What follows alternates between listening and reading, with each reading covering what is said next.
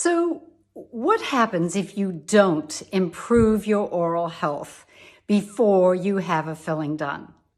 The problem is if you have disease in your mouth, which is the reason that you have a filling, the disease is damaging your tooth, then this damage will continue even after you have had the filling done.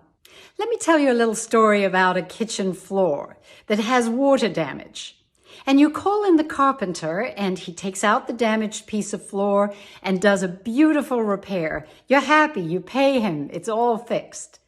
But then 7 years later, you notice that it's beginning to go around the edge of the repair.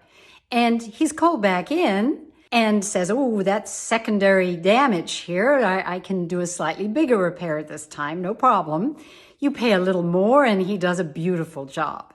And then 10 years later, lo and behold, there's still damage around the edge of this repair. And this time when he comes, he's a little more concerned because now the need is deeper and you need to do a repair of the subfloor as well as repair the entire kitchen floor. It's a lot more expensive, still did a beautiful job.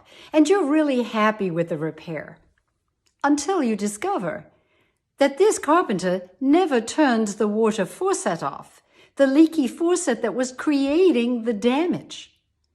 What I'm saying is that when you have a filling done, if you have continuous damage in your mouth, that filling will need to be repaired, secondary caries, and then finally probably a root canal and a crown.